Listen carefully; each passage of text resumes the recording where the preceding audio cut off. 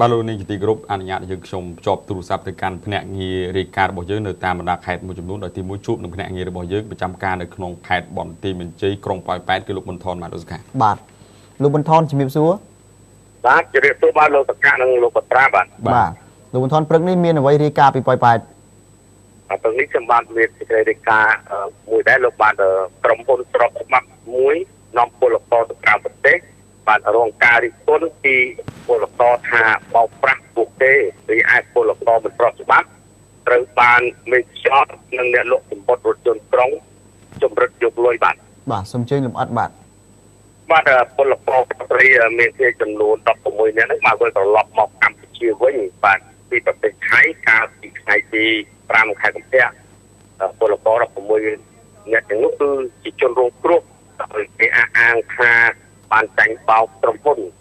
នាំពលករទៅរកការងារនៅប្រទេសថៃមួយឈ្មោះ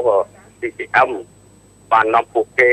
ទៅចោលនៅប្រទេសថៃរយៈពេល20ថ្ងៃបានទៅមានការងារធ្វើបាទពួកគេនឹងត្រូវបានដាច់បាយដាច់ទឹកដោយសារគ្មានលុយទិញហូបអាហារហូបបានដោយការទ្រាំទ្រមិនបានពួកគេត្រូវបង្ខំចិត្តត្រឡប់មកជាវិញមកខ្មែរវិញមកដល់ប៉ោយប៉ែតបានអត់មានលុយទិញសម្បត្តិរថយន្តបាទត្រូវបានបលិសសង្កាត់ប៉ោយប៉ែតខេត្តក្រុងប៉ោយប៉ែតហ្នឹងបានជួយទទួលពួកគេបានឲ្យស្នាក់នៅមួយយប់បានរងចាំទៅការដំណោះស្រាយជាមួយក្រុមហ៊ុនបាទប្រជាពលរដ្ឋទាំងអស់ហ្នឹងត្រូវបាននិយាយថាពួកក្រុមហ៊ុនបាននាំពួកគេទៅប្រទេសថៃហាក់បីទៅរកការងារធ្វើឬហាក់បីដូចជាចំនួនខុសត្រូវអស់បាទគេត្រូវបានចាញ់បោកដោយអស់លុយមួយចំនួនសម្រាប់ធ្វើប៉ាសពតទីខិតឆ្លងដែនទៅរកការងារធ្វើហើយត្រូវបានក្រុមហ៊ុននឹងធ្វើទីខិតឆ្លងដែនបែបប៉ាសពតទៅលោកបាទមិនមែនជាប៉ាសពតដែលសម្រាប់ការងារដូច្នេះពួកគេបានដាក់នៅប្រទេសថៃតែរយៈពេល15ថ្ងៃប៉ុណ្ណោះអញ្ចឹងត្រូវបានគេខត់ខ្លួនលោកលោកប៊ុនថនតើការបកស្រាយពីខាងក្រុមហ៊ុនវិញគេថាម៉េចដែរបាទពាក់ព័ន្ធនឹងក្រុមហ៊ុន CCM ដែលជាក្រុមហ៊ុនមួយដែលបាននាំពលករទៅរកការងារនៅប្រទេសថៃនេះ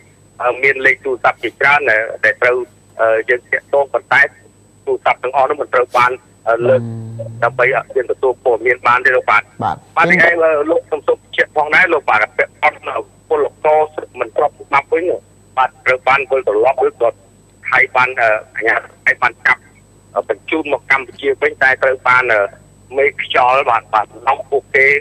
បាទជំរិតយកលុយនៅកន្លែងលក់សម្បត្តិរថយន្តក្រុងបាទបែបជាបណ្ណាធិបតេយ្យគេបានឃើញថាបាទ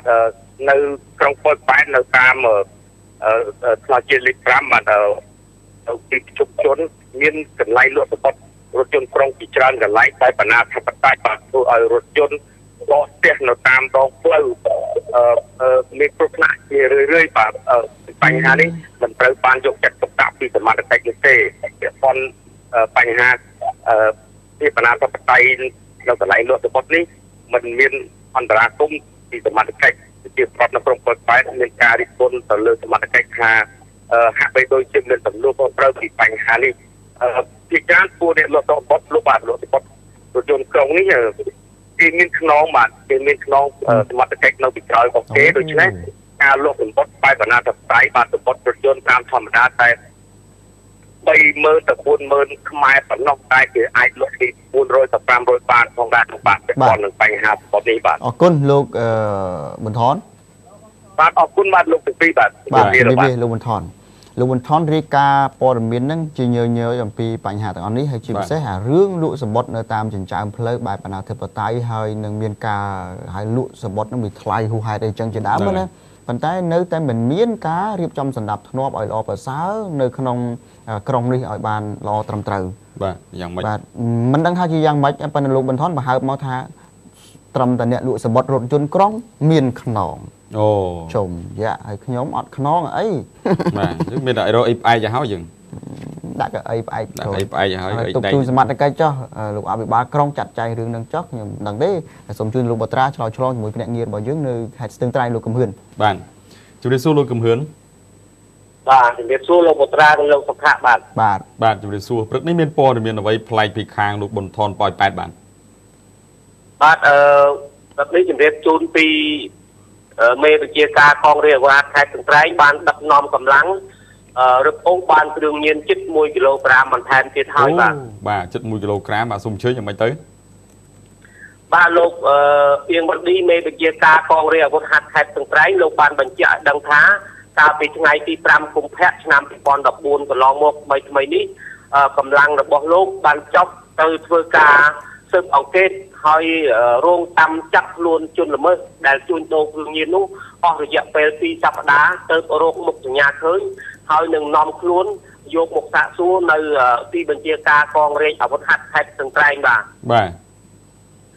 លោកអៀងវណ្ឌីមេបញ្ជាការលោកបានបញ្ជាក់ថាជនល្មើសដែលនាំគ្រឿងញៀនចូលមកក្នុងទឹកដីខេត្តកន្ត្រែងនេះមានឈ្មោះមេតនឿនភេទស្រីអាយុ51ឆ្នាំ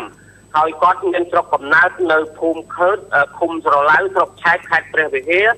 ហើយនាំគ្រឿងញៀនចូលមកលក់ទឹកដីនៅក្នុងខេត្តកន្ត្រែងនេះគឺថានៅចំណុចភូមិលើឃុំព្រះរំកិលស្រុកថ្លាបរិវត្តខេត្តកន្ត្រែងបាទ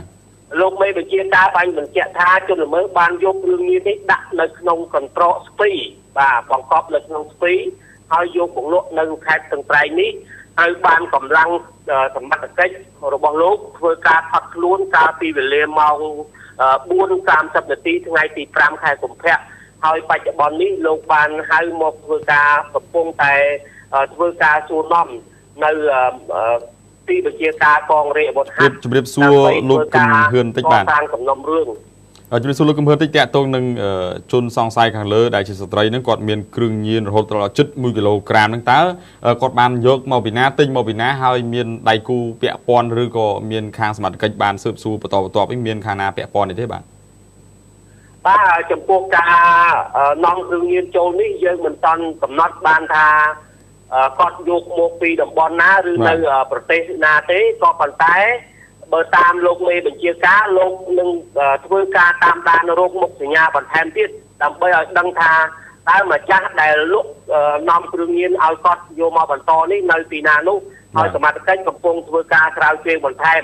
ហើយបើតាមប្រសាសន៍របស់លោកអៀងវណ្ឌីមេបញ្ជាការកងរាជអាវុធហត្ថលោកបានបញ្ជាក់ថានៅក្នុងប្រមាណខែកន្លងមកនេះគឺលោកបានបង្ក្រាបបានករណីធំចំនួន3ហើយគឺលើកទី1បានជិត2គីឡូក្រាមហើយលើកទី3នោះគឺជាទ្រង់ទ្រាយធំដែរនៅខេត្តកន្ត្រែងច្បាមបានចំនួន3ករណីហើយនេះជាលើកចុងក្រោយដែលកំពុងតែធ្វើការសួរនាំហើយកំពុងតែបញ្ជូនសំណុំរឿងនេះបញ្ជូនទៅតុលាការដើម្បីចាត់ការទៅតាមនីតិវិធីបាទការប្រកាសលាក់គ្រឿងញៀនហ្នឹងតើគាត់យកមកដាក់នៅកន្ត្រកផ្សារតែឯងទេឬក៏មានគ្នាអីបន្តទៀតបាទបើតាមលោកមេវិជាការបញ្ជាក់ថាគាត់ដាក់នៅក្នុងស្ពីរបស់គាត់បាទដូចមាននៅក្នុងរូបភាពបង្ហាញហើយស្ពីនេះគឺថាគាត់បានយកគ្រឿងញៀនជិត1គីឡូហ្នឹងដាក់ទៅក្នុងស្ពីហ្នឹងហើយគាត់យួរបន្លំភ្នែកសមត្ថកិច្ចក៏ប៉ុន្តែសមត្ថកិច្ចយើងបានធ្វើការតាមដានអស់ជាង2សប្តាហ៍មកទើបយើងកំណត់មុខសញ្ញាបានហើយលោកទេវឌីលោកបានជាក់ហើយថាទោះបីមានឧបសគ្គយ៉ាងណាក៏ដោយលោកនឹងខិតខំសហការជាមួយគណៈជំនាញផ្សេងទៀតដើម្បីបោសសម្អាតជនល្មើសនេះឲ្យអស់នៅក្នុងខេត្តកន្ត្រែងបាទសូមអរគុណសូមជម្រាបលាលោកគំហឿនបាទសូមអរគុណសូមជម្រាបលាបាទទូរស័ព្ទជនជាទីគោរពរាប់អានពេលនេះសូមអនុញ្ញាតសម្រាប់ឲ្យផ្លែសិនបន្តិចទៀតភ្ជាប់ទូរស័ព្ទទៅកាន់ភ្នាក់ងារចុងក្រោយដើម្បីបញ្ចប់កម្មវិធីបាទសូមសម្រាប់បន្តិចបាទ